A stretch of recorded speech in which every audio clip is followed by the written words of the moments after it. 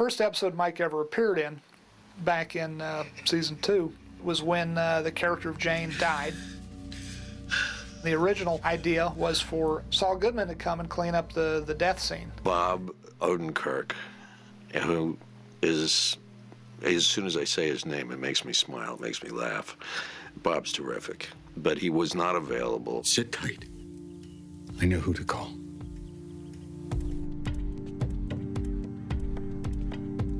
So we created the character of Mike the Cleaner for that episode. Saul Goodman sent me. The first time I ever worked with Aaron, I went, and I truly went, this kid is really good.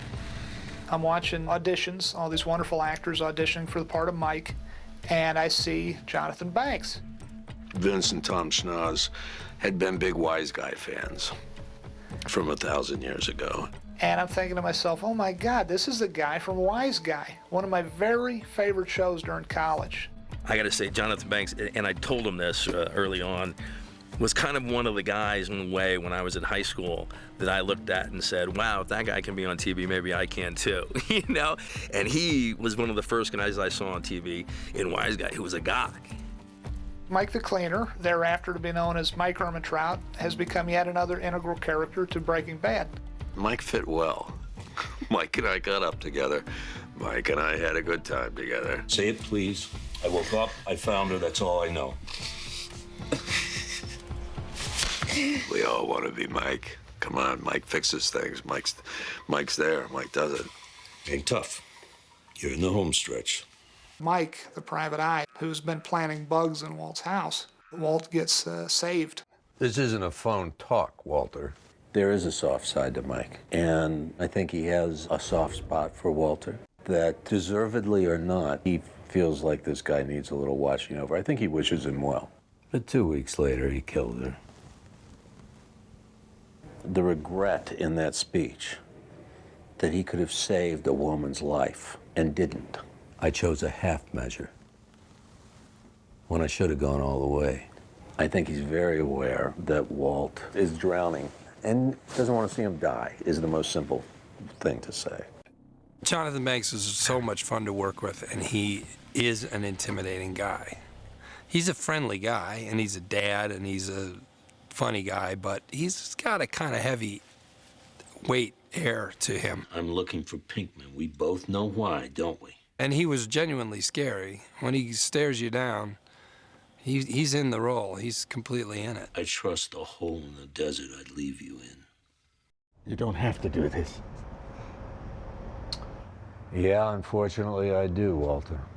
He has a family, and yes, there are people he loves, but he will take you out.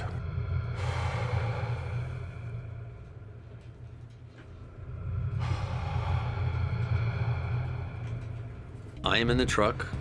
I have a block of dry ice in my mouth that's concealed in plastic, so the air is coming out. I am in gear that is made for the North Pole, and it was quite a warm day outside. What was hard was I had these huge clunky boots on that are also made for the North Pole, and hitting that truck, you don't just swing out of the truck and hit the ground. I had to find that small step and get down, and the boot would barely fit on it. This is why I'm out here, right? To be like your backup. Talk about two people who don't belong together. Mike is upset that he's got to take this young guy around who he just thinks is a screw-up all the time. I just do what I'm told, and now you're gonna do what you're told, which is to sit here, shut up, and stay in the car till we finish our pickups. You got it? And much to Mike's surprise, Jesse actually does a pretty good job. Just like you wanted. The kid's a hero. Starting from that point where Jesse saves Mike's life, they start to have this other relationship too. What did I enjoy most about working with Jonathan Banks? Everything. You okay there? Fine. He's brilliant. He's loud, aggressive, but just a lovable beast that would do anything for you. I promise you this. Either we're all going home and none of us are. 411 starts off with just driving down the desert. where they're ready for Gus, Mike, and I. What about him? But they're only paying attention to Gus. They're not even looking twice over at Mike, but he's bleeding out. And so Jesse is desperate, frantic, trying to get him help. Por favor! Help! Mike was recovering from gunshot wounds at the end of season 4. This relationship between Mike and Jesse has been building throughout the entire season. And Jesse and Mike, they're definitely building this bond. And so leaving Mike bleeding, dying, was very hard for Jesse to do. And we left him in a makeshift triage unit in Mexico, and you weren't quite sure whether he was going to live or not. We ended season 4 with Mike down in a little MASH hospital down in the Mexican desert where he had been recuperating from a gunshot wound. It's Gustavo. He's dead. We knew we would see Mike again. We knew we had to play out his story. After Gus's death, it was like, why would he stick around and work with Walter White, especially someone he just did not respect? Son of a bitch! It's not real clear at first whether Mike is even going to let this guy live. Somebody he was going to put a bullet in this guy's head and just never think about him. Mike, wait a minute, all right? Let him talk. Let him talk. I am done listening to this asshole talk. Get out of my way! He's got something you need to hear, all right? Jesse is a neutral country to Mike and to Walt. If you kill him, you're gonna have to kill me. He's trying to keep the peace between these two men whom he respects very much because he knows these are two guys who would never be remotely called friends by any stretch of the imagination. We figure we're gonna start cooking again. You know, we figure why not? Mike is a great poker player. He doesn't give much away, but inside he's thinking, are you freaking kidding me? You lunatics. You are a time bomb. The only thing that probably leavens his reaction is the presence of Jesse, whom he does have respect for. Mike's a really bad guy to have angry at you, but he's a good guy to have in your corner. He's loyal to a fault. These are my guys, and they are solid. But even he does not realize the lengths to which she will go. Mike makes a very pragmatic decision here. Can you still get your hands on methylamine? Mike needs money, and I think he wants to do the right thing by his granddaughter, Kaylee. Having his money taken away was the horrible solution. He's not impressed, Comey. Perhaps he's picturing all that money going bye-bye. I've reconsidered. I'm in. I loved his awareness of what a dark pit he had taken himself into, and he's aware of it. Sooner or later, someone's gonna flip. No one's flipping. Everyone gets their hazard pay, including you. This episode is called Hazard Pay, and we realize very quickly why it's called that. Mike visits a character named Dennis Markowski. He's very squarely in police custody, and he's got concerns because his hazard pay has been taken away. Mike is visiting all these fellows one by one, these guys who worked for Gus and who worked for Mike, and telling them, I'm going to make you whole. I'm going to make things right financially for you and for your families. You know, I think Jesse, he loves Mike being around, so he's totally for this Three Amigos partnership. He loves it. Sure enough, you know, Mike has a plan, and Mike's plan is to, as much as he loathes the idea of it, is to get back into business with Walt. But toward the end of it, it looks like Mike and Walt are going to have more problems than even we thought. Business is my end. This is business. End of story. Jesse's definitely the kind of the middleman, trying to keep things in order. Mike and Walt, they don't really see eye to eye, and I don't think they really like each other. So Jesse's definitely is in the middle, trying to diffuse a lot of tension and keep things on the straight and narrow. And making less money is better than making nothing. Oh, yeah, Mike? Well, why don't you tell us why? There's just such tension between Walt and Mike, always. Jonathan is such a great guy, he's a fantastic actor, but he was also a great fit for the show. We kind of knew early on we had some juicy drama in the works. We knew we had to play out these two characters, these two very strong, willful characters.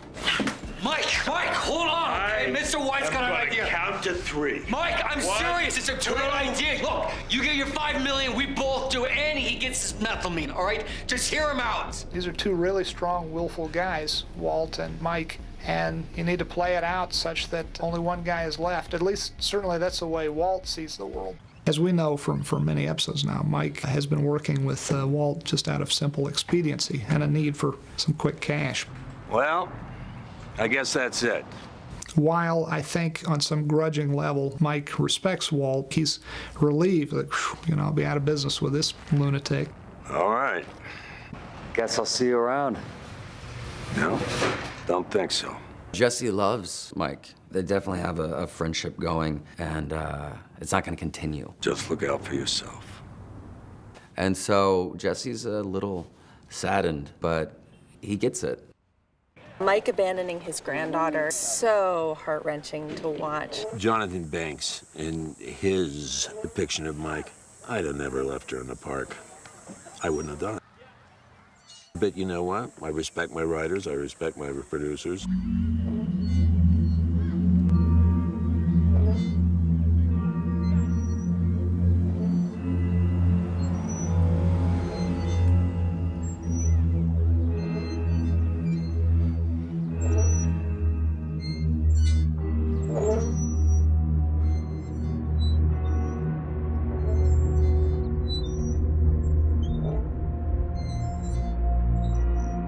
God, when I found out he was gonna go, it was just, it was very hard on me. I love that man on and off set.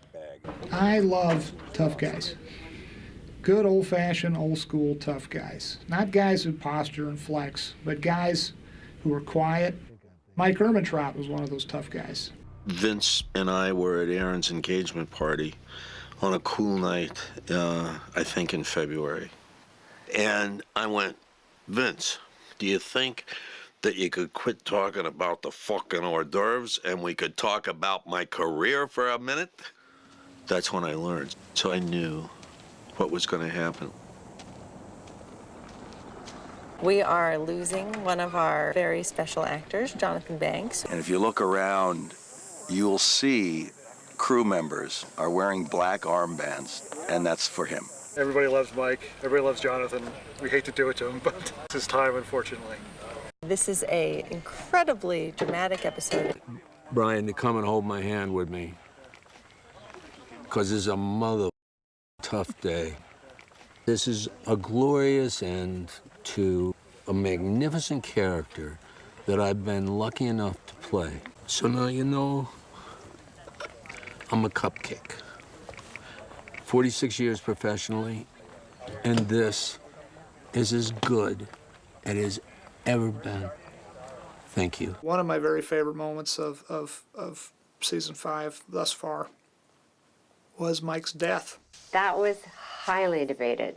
We had a lot of argument about that and a lot of concern about that. We all love the character Mike and love to write to him, so there was also this feeling like we don't want to lose this character that we love to write, and everyone loves Jonathan, and consensus came to be that really felt like that Mike needed to go. There's a sadness at the heart of Mike that always spoke to me. I miss Mike's character now, I gotta tell you. I always liked writing for Mike. You know, it's funny because we were running out of daylight. There was a lot going on. It was really, really a lot going on. And Michael Slovis, everybody else going, we're losing the light, we're losing the light, we're losing the light.